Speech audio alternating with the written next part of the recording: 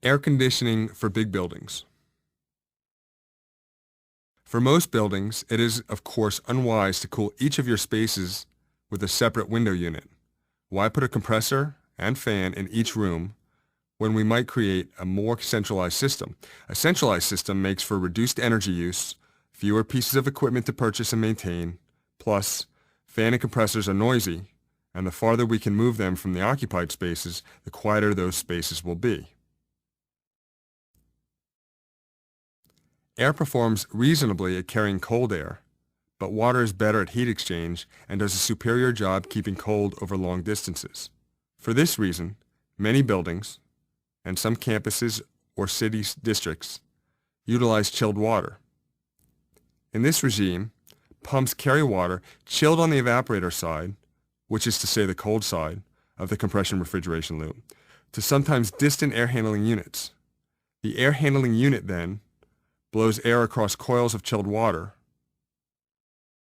rather than coils of chilled coolant as we saw in previous examples, thereby cooling 70-degree return air to 50 degrees for distribution through ducts.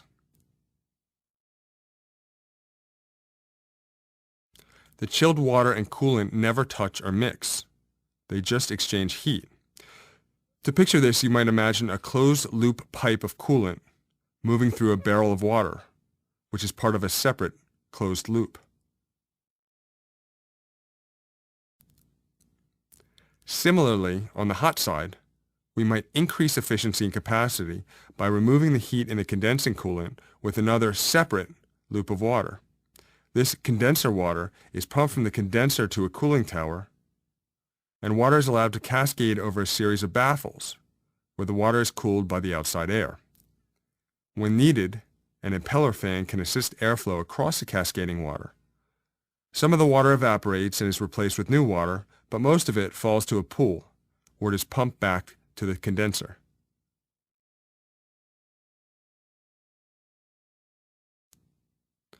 This distribution network using water is complicated, but not exceptionally complex. Let's review. Water is cooled by the evaporator and distributed to the air handling units to cool room air. A separate loop of water cools the condenser and carries its heat to the outside air via a cooling tower. You've seen cooling towers on roofs and adjacent to buildings, or as part of central chiller plants. The machine that does the compression refrigeration loop in this layout is termed a chiller. As we've seen, the recirculated air is cooled by the chilled water coil in the air handling unit, but that's a bit of a lazy simplification. In fact, we will use the air handling unit not only as a thermal comfort device, but also an indoor air quality device. Outside air is introduced into the air loop, and that outside air combines with recirculated air from the room before both volumes of air move across a filter. Of course, simply adding lots of outside air without exhausting some of the inside air is not stable. So exhaust fans release some of the portion of the stale interior air, that portion not destined for recirculation, to the outdoors. Exhaust fans often draw from lavatories, chemical storage rooms, machine shops, and other zones where used air is really not welcome to return to the building. Here we see the compression refrigeration diagram that we've been staring at, only in a more familiar setting. Water, chilled by the evaporator side of a rooftop chiller, the cold side, feeds air handling units, each serving its own floor. Simultaneously, a whole separate volume of water looping through a rooftop cooling tower cools the condenser side, the hot side. Now from the building section, we return back to the diagram. This is a good time to introduce mechanical heating, which is far more intuitive. For combustion, we require the usual suspects.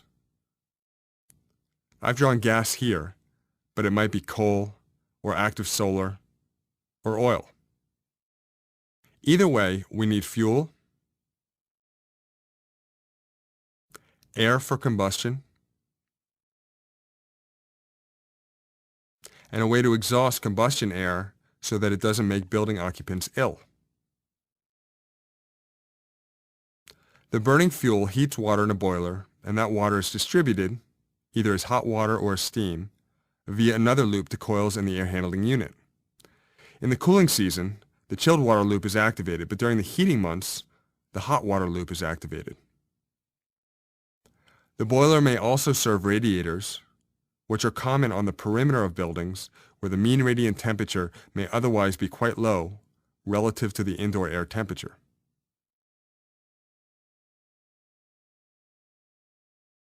Economizer cycle. Buildings, especially in the interior of large structures, often require mechanical cooling even on very cold nights. This is because the heat generated inside the building by people, lighting, and equipment will offset some of the heat losses through the building envelope. In this kind of cold weather, you may be able to cool your building using the cold air outside instead of using traditional air conditioning. When you do this, when you cool your buildings using the free cold found outside instead of the compression refrigeration loop, it is said that you are using the system in a mode called the economizer. Here, we'll review two methods of doing this, so-called free cooling: water side economizers and air side economizers. In a water side economizer mode, cold air cools, and it really cools because it's winter, the water in the cooling tower. That cold water moves to the condenser side of the chiller and cools the coolant. The expansion valve opens, and this is important. The cooled coolant moves to the evaporator without fighting its way through the expansion valve. And there in the evaporator, it cools the chilled water. We've bypassed the compression refrigeration process entirely and still created chilled water for delivery in the standard way. This small change in the chiller, the opening of the expansion valve, actually prompts a fundamental shift in the very nature of the system. Without the expansion valve, there is no high and low pressure, no condensing or evaporating coolant, no state change, and no compression refrigeration loop.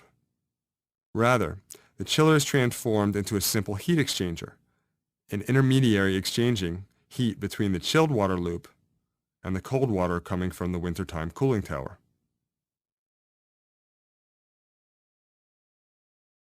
Now, what you just saw is called a water side economizer because it relies on cold air to chill water. Like a water side economizer, an air side economizer uses the cold outside air to bypass traditional air conditioning in an effort to save energy. Why air condition when it's cold outside?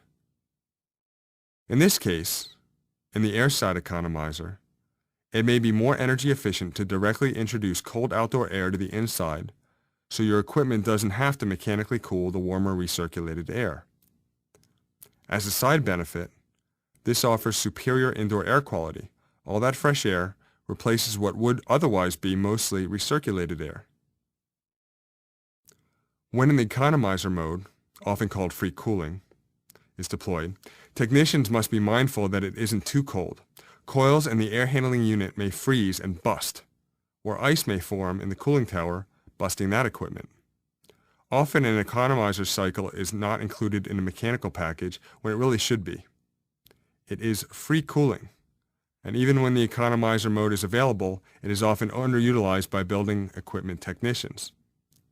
That's why it's vital to have the architect, the mechanical engineer, the owner, and the building technician at the table together at the beginning of the design process to get everyone nodding their heads in agreement toward a common goal.